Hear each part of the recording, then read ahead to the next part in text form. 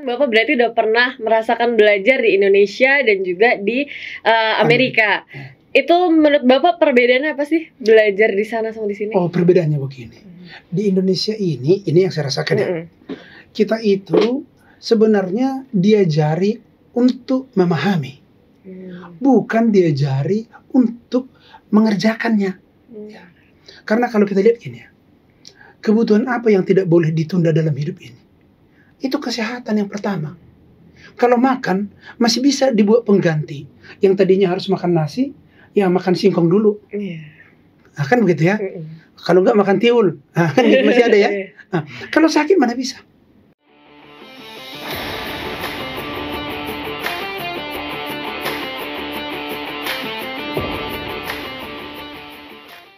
Nah, itu bisa sampai kuliah di Amerika itu prosesnya bagaimana, Pak? Oh, prosesnya begini. Kalau kita mau kuliah ke Amerika itu, persyaratannya tentu kita tes.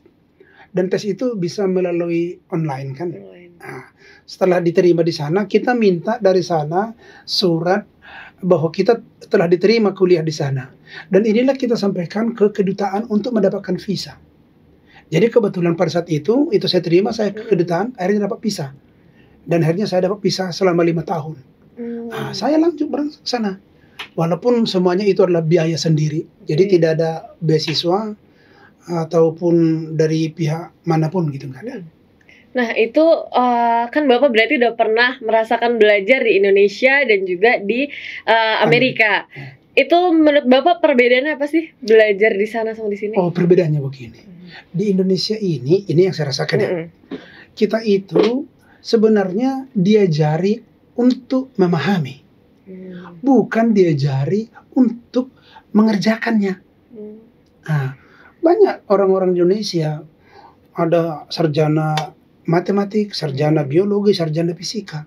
Tapi mereka sebatas mengetahui bagaimana ilmu matematik, bahasa Indonesia, biologi, dan sebagainya. Tapi bagaimana cara memakai ini supaya ini menjadi profesi, itu yang kurang. Jadi makanya banyak sarjana pengangguran. Ya, banyak sekali sarjana pengangguran. Ilmunya ada, tapi nggak tahu memakaikannya. Jadi ibaratnya kalau istilahnya orang Jepang, punya samurai, tapi tidak ahli memainkan samurainya. Begitu. Nah, jadi waktu pengalaman saya di sana, kami itu magangnya itu ke klinik namanya Klinik Mayo.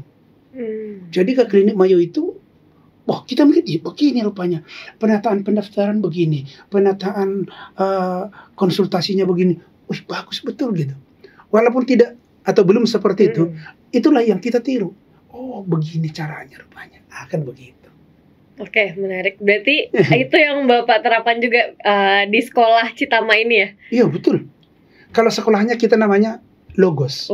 Kalau rumah sakit sama klinik namanya Citama. Oke. Gitu. Baik. Oke, nah terus kalau anak muda sekarang nih masih SMP, SMA, itu mau jadi dokter, apakah perlu juga belajar sampai ke luar negeri atau sebenarnya di Indonesia juga udah cukup kok gitu? Kalau untuk kedokterannya sebenarnya tidak perlu ke luar negeri. Walaupun di Indonesia sekarang saya melihat akselerasi peningkatan standar itu sudah hampir bisa selaras dengan luar negeri, dibarengi dengan kemajuan teknologi. Apa yang terjadi di pendidikan fakultas kedokteran, misalnya di Stanford, kita udah tahu kok. Bagaimana pendidikan di Inggris, kita tahu kok. Jadi artinya sudah cukup luar biasa. Kalau saya mengatakan ya, pendidikan waktu kami dulu ngambil kedokteran dengan pendidikan kedokteran sekarang, jauh lebih murah sekarang. Lebih mudah, ya bukan lebih murah. Kalau biaya kan itu relatif dulu ya. Jauh lebih mudah ambil pendidikan kedokteran sekarang. Kenapa? Banyak referensi. Contoh misalnya, kita belajar mengenai sesuatu, penyakit. Kita buka di YouTube, udah banyak kita dapat. Dulu tidak ada. Buku terjemahan palingan ada. Itu pun terjemahannya susah untuk dipahami. Nah, jadi memang betul-betul kalau dulu jadi dokter itu sulit itu. Kalau sekarang udah gampang, siapapun bisa. Makanya sekarang kan sudah dibuka Kementerian Pendidikan, jurusan IPS pun bisa masuk ke kedokteran. Nah, kayak gitu. Karena udah banyak sumbernya ya Pak ya. Gampang sekarang untuk belajar kedokteran. Oke, terus Pak Dokter Sotaman ini menggeluti bidang kesehatan dan juga rumah sakit kan, udah lumayan ahli, cukup ahli lah bisa dibilang. Nah itu apakah menurut Bapak nih, apakah menjadi dokter itu masih menjanjikan di zaman sekarang ini? Karena kan banyak yang bilang, kalau mau kaya jangan jadi dokter, karena kalau dokter itu kita passion dari hati gitu kan. Menurut Bapak bagaimana? Gini, kalau bicara masalah menjanjikan, sebenarnya yang kita kejar dalam kehidupan ini kan bukan duitnya saja. Di mana kita merasakan passion kita dan itu bisa disalurkan, itu pasti kita bahagia. Pasti kita senang. Itu tujuan hidup sebenarnya. Walaupun tidak dipungkiri bahwa pendapatan itu juga merupakan faktor yang harus diperhitungkan. Menjadi seorang dokter, saya kira faktor itu dua-duanya ini masih cukup. Itu terbukti kan? Sekarang ini kalau ada lulusan SMA, kalau seandainya mereka itu ditanya gitu, jangankan lulusan SMA, anak kecil bertanya pengen jadi apa, pengen jadi dokter gitu. Nah, kemudian kalau seandainya kita lihat juga, begitu tingginya persaingan masuk fakultas kedokteran, luar biasa. Sekarang orang siap sampai bimbel ratusan juta asal bisa masuk di fakultas kedokteran. Ini kan di bimbel level kan ada juga. Nah, itu buktinya kan. Jadi kenapa itu direbut orang? Sebenarnya kalau dibilang kalau mau kaya jangan jadi dokter, saya kira itu juga tidak terlalu tepat. Karena biasanya kalau memang dia betul-betul menggeluti profesinya dengan benar, ya meskipun bukan kaya raya, tapi saya kira kaya bisa lah. Cukup bisa hidup berkecukupan ya Pak. Iya dong, gitu. Oke, berarti dokter ini masih sangat dibutuhkan ya Pak di Indonesia? Sangat dibutuhkan. Kalau kita lihat dari statistik ya, jumlah dokter yang ada di Indonesia sekarang ini diperhitungkan sekitar 140.000. Dan kita sebenarnya membutuhkan 300.000. Jadi dengan kata lain kita itu masih 2 kali lipat lagi. Dan itu sekarang ya. Sementara setiap bulan kan ada yang pensiun ini. Jadi penambahan daripada dokter itu supaya memadai perbandingan antara dokter dengan jumlah penduduk masih luar biasa. Nah, begitu. Hanya saja ya, sebenarnya pemerintah harus cerdas, harus cermat. Bagaimana cara menata supaya semua daerah yang ada di Indonesia mendapat distribusi dokter yang sebanding dengan populasi. Nah, itu yang sekarang tidak ada. Semua mengumpul di Jakarta. Betul. Untung saya di luar Jakarta, Depok namanya. Jawa Barat ya Pak. Oke, berarti teman-teman nih mungkin di sini masih banyak yang kayak, karena di netizen kan suka rame gitu. Dokter nih susah jadi kayaknya. Ini contohnya Pak Sotarman itu bilang masih menjanjikan guys. Dan juga masih sangat dibutuhkan. Jadi gampang ya Pak nyari kerjanya, nggak susah gitu. Ya, karena praktek pribadi juga bisa. Nah, coba kalau seandainya seorang yang tamatannya itu dari sarjana hukum ya, praktek pribadinya gimana ya? Atau seorang sarjana teknik nuklir gitu ya, mau praktek pribadi di rumahnya bisa nggak ya? Bikin bom di rumah ya gimana ya? Jadi artinya kan dan ini langsung dibutuhkan oleh masyarakat ya. Karena kalau kita lihat gini ya, kebutuhan apa yang tidak boleh ditunda dalam hidup ini? Itu kesehatan yang pertama. Kalau makan masih bisa dibuat pengganti. Yang tadinya harus makan nasi, ya makan singkong dulu. Nah, kan begitu ya. Kalau nggak makan tiul, nah, kan masih ada ya.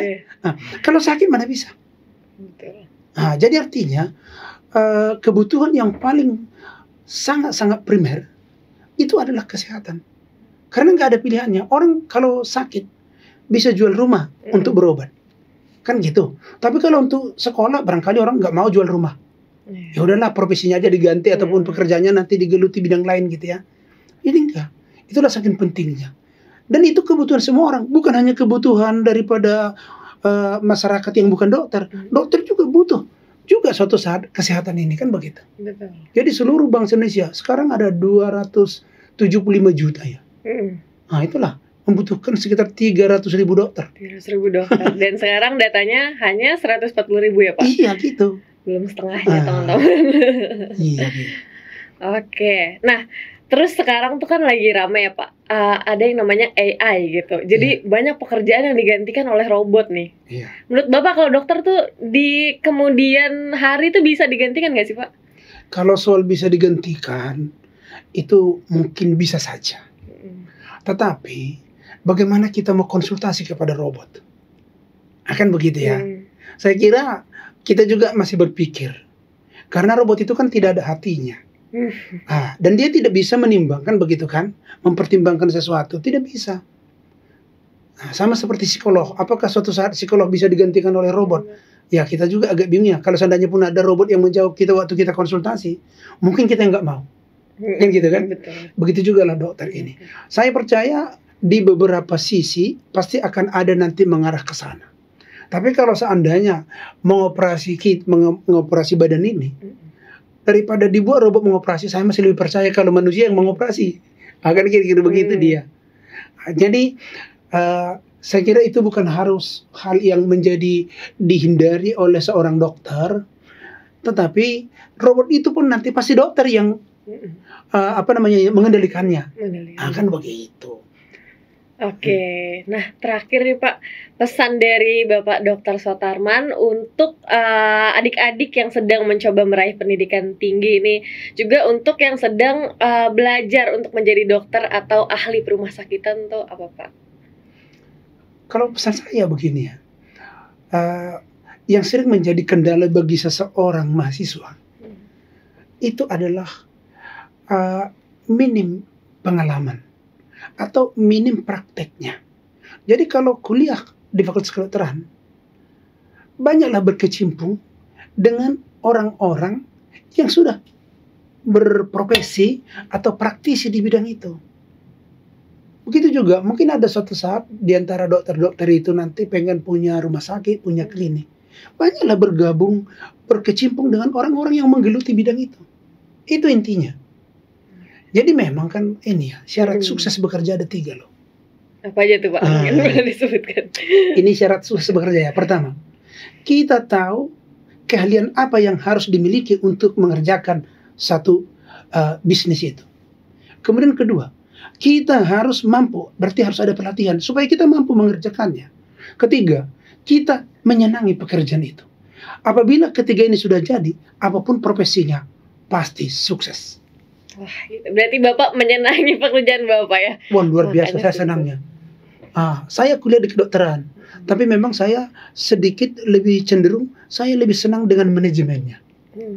Makanya rumah saya itu kayaknya di setiap tempat itu buku manajemen semua. Bagaimana mengelola ini, bagaimana memimpin gini, gitu. Itu buktinya kita senang kan? Banyak kita berkutak-katik di dalam bidang itu, gitu.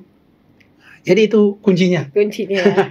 Itu ya adik-adik semua mungkin yang mau ambil pendidikan dokter atau yang lagi pengen ambil ahli perumah sakitan gitu ya. Itu 3 tips dari Pak Dr. Sotarman gitu yang sudah berhasil dan sukses punya 10 klinik, 1 rumah sakit dan sekolah ya Pak, sekolah logos gitu. Oke, terima kasih banyak sahabat Lavender yang sudah menonton video ini sampai habis.